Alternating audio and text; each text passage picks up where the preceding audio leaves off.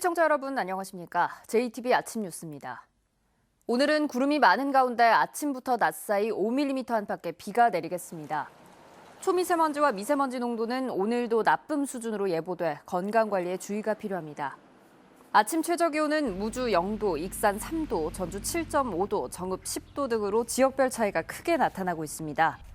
한낮 기온은 남원 13도, 전주 12도, 진안 10도 등으로 어제보다 1, 2도가량 낮겠고 바람이 다소 강하게 불어 체감온도는 더 낮겠습니다. 비가 내린 뒤 기온이 떨어지면서 내일 아침에는 영하권 추위를 보이겠고 낮 기온도 5도 안팎에 머물겠습니다. 태양광 발전시설은 농업진흥구역에 단독으로 들어설 수 없습니다. 하지만 버섯 재배시설 같은 농업용 건물을 짓고 나면 농업진흥구역에 들어설 수 있는데요. 농사보다는 태양광 발전이 목적인 것으로 의심되는 시설이 많아서 농민들의 불안도 커지고 있습니다. 나금동 기자입니다. 군산시 대야면의 한 마을에 짓고 있는 버섯 재배용 건물. 지난 9월 건축 허가를 받았습니다. 아직 완공 전인데 태양광 발전시설 공사도 동시에 진행되고 있습니다. 주민들은 농업진흥구역이라 태양광 발전시설만 짓는 건 불가능하자 버섯 재배 시설을 내세워 태양광 사업도 허가받았다고 의심합니다. 인근에 버섯이나 곤충을 키우겠다고 지어진 또 다른 건물들도 목적은 태양광 발전시설 설치라고 주장합니다. 군뱅이나 버섯 한다고 하는데 이건 다 편법. 편법으로 오고 전부 다 이거 지금 태양광을 안 치기 위해서 이게 다 들어오는 거예요. 이게 녹취 배려버렸어.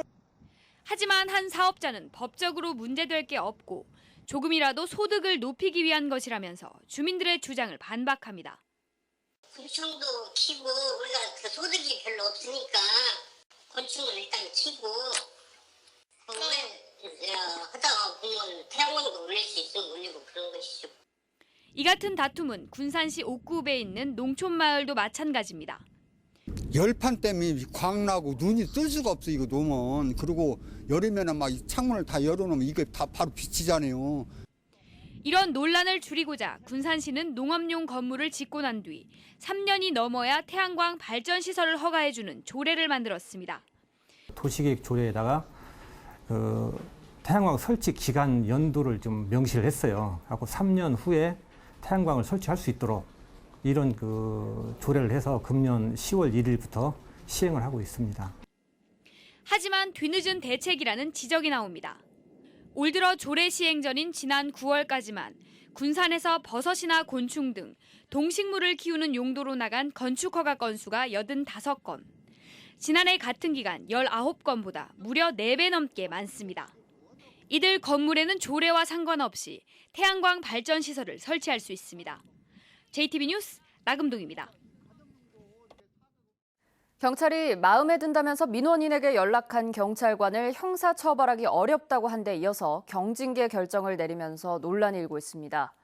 그런데 비슷한 일들이 다른 지역에서도 있었습니다. 개인정보를 함부로 이용하고도 처벌할 수 없는 현실에 법적 보완이 필요하다는 목소리가 나옵니다. 오정현 기자의 보도입니다. 전북 한 경찰서 순경이 지난 7월 여성 민원인에게 보낸 메시지입니다. 국제면허증을 발급해준 사람이다. 마음에 들어 연락하고 싶다고 했습니다. 시민의 개인정보를 사적으로 이용한 건데 경찰은 형사처벌은 안 하기로 했고 징계는 가장 낮은 수준인 견책만 줬습니다. 비슷한 일은 또 있었습니다.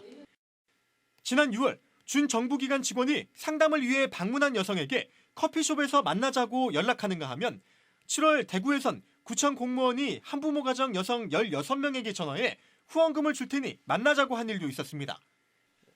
모두 개인정보를 이용했지만 형사처벌은 피해갔습니다.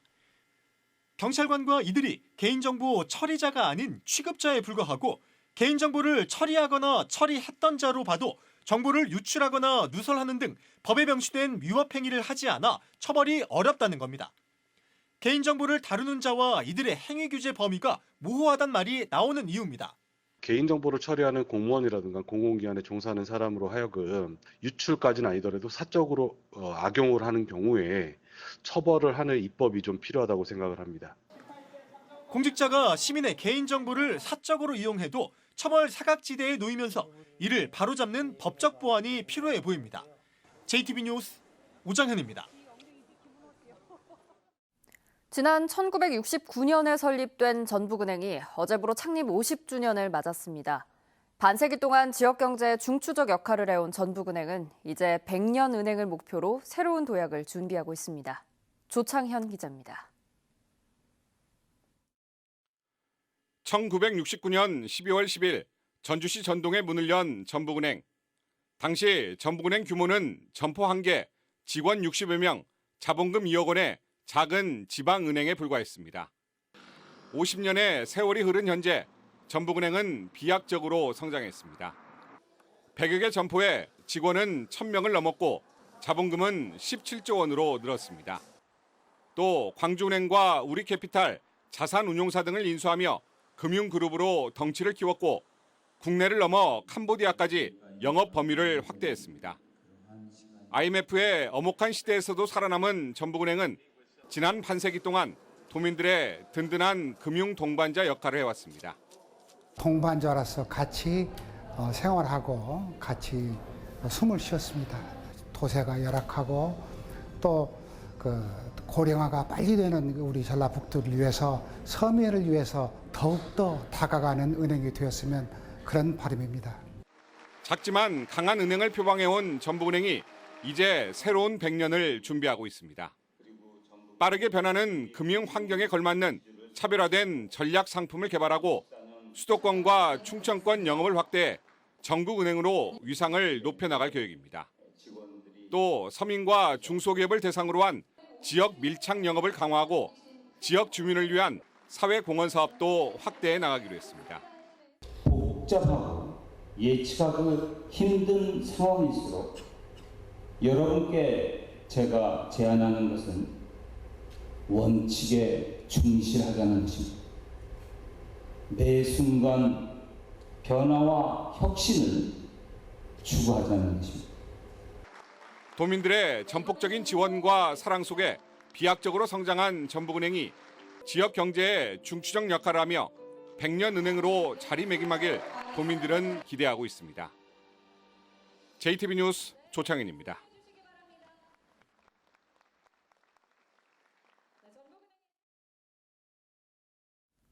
곤충은 UN 식량농업기구가 미래 식량으로 지목할 만큼 식량 자원으로 각광받고 있는데요. 장수군이 곤충 산업을 활성화하기 위해 식용곤충 종자 보급소를 만들었습니다. 송창용 기자입니다. 장수군이 농촌진흥청의 지원을 받아 식용곤충 종자 보급소를 만들었습니다. 식용곤충 종자 보급소가 문을 열면서 곤충의 품질이 균일화되고 생산 또한 안정될 것으로 기대됩니다. 정충을 생산하기 위한 사육시설과 장비 등 최적의 기반 조성으로 우량 정충의 연중 대량 생산이 가능해질 것으로 기대합니다. 남원시 보건소는 내년 2월까지 경로당을 순회하며 치매 예방교실을 엽니다. 치매 예방교실에서는 치매 예방교육과 검진이 실시되고 진단 결과에 따라 관리비와 물품이 지원됩니다. 어르신들에게 다양한 프로그램을 제공하여 치매를 예방하고 건강한 노년을 즐길 수 있도록 하겠습니다. 부안군이 미래 먹거리를 발굴하기 위해 푸드플랜 용역에 착수했습니다. 부안군은 푸드플랜을 수립하고 정책을 추진하면서 주민의 의견을 적극 반영하기로 했습니다. 순창군이 오는 23일부터 30일까지 행복주택 26가구에 입주할 입주자를 모집합니다. 입주 신청은 예비부부나 혼인기간이 7년이 안 된 신혼부부가 할 수 있습니다. JTB 뉴스 송창용입니다. 새만금 사업 활성화와 완궁 축산단지 매수기한 연장 등의 내용을 담은 새만금 특별법 개정안이 국회 본회의를 통과하지 못했습니다. 어젯밤 여야는 국회 본회의에서 내년도 예산안을 처리했지만 새만금 특별법 개정안을 포함한 100여 개의 비쟁점 법안을 처리하지 않았습니다. 다만 더불어민주당의 요구로 오늘부터 임시국회가 열릴 예정이어서 새만금 특별법 개정안이 올해 안에 처리될 가능성은 남아 있습니다. 익산 장전마을 주민과 시민단체들이 KTNG 서울 본사에서 집단 암 발병과 관련해 KTNG의 책임을 촉구하는 규탄 대회를 가졌습니다. 익산 장전마을 주민과 시민단체는 집단 암 발병의 원인이 담뱃잎 찌꺼기인 연초박으로 드러난 만큼 2009년부터 2,200여 톤의 연초박을 배출한 KTNG도 책임에서 자유로울 수 없다며 주민 고통을 외면하지 말고 공식 사과와 함께 피해 대책을 마련하라고 촉구했습니다. 환경부 역학조사 결과 익산 장전마을 인근 비료 공장에서 연초박을 불법으로 가공해 비료를 만드는 과정에서 주민 22명이 암에 걸려 14명이 숨진 것으로 드러났습니다. 행정안전부의 지역안전지수 발표 결과 전북은 범죄와 생활안전에서 2등급의 높은 점수를 받았지만 화재는 4등급으로 낮았습니다. 전라북도는 지난해 상대적으로 범죄와 생활안전 사고가 줄어 각각 2등급을 받았지만 화재의 경우 군산 유흥주점 방화로 3명이 숨져 4등급으로 한 단계 하락했다고 밝혔습니다. 전북의 전체 지역안전지수는 17개 광역자치단체 가운데 5위로 평가됐습니다. 교육부가 대학평가 때 학생의 충원율 배점을 높여 대학들의 정원 감축 압박이 커지게 됐습니다. 교육부는 내후년 대학평가에서 신입생과 재학생의 충원율에 대한 배점을 10점에서 20점으로 높이기로 했습니다. 이에 따라 입학자원 감소 속에 지난 5년간 전국에서 가장 많은 18%의 정원을 줄인 전북의 대학들은 추가적인 정원 감축이 불가피할 것으로 보입니다. 전라북도가 친일 인명사전에 등재된 제11대 임춘성 지사와 제12대 이용택 지사의 사진을 홈페이지와 도청 청사에서 철거했습니다. 이번 조치는 민족문제연구소의 요구에 따른 것입니다. 민족문제연구소에 따르면 1960년에 4개월 동안 제11대 지사로 일한 임춘성 지사의 경우 1937년 중일전쟁 때 전시 업무를 적극 수행했고 역시 1960년에 2개월가량 12대 지사로 부임한 이용택 지사는 친일 조직의 강사로 참여해 후원 성금을 낸 것으로 알려졌습니다. JTBC 아침 뉴스를 마칩니다. 함께해 주신 여러분 고맙습니다.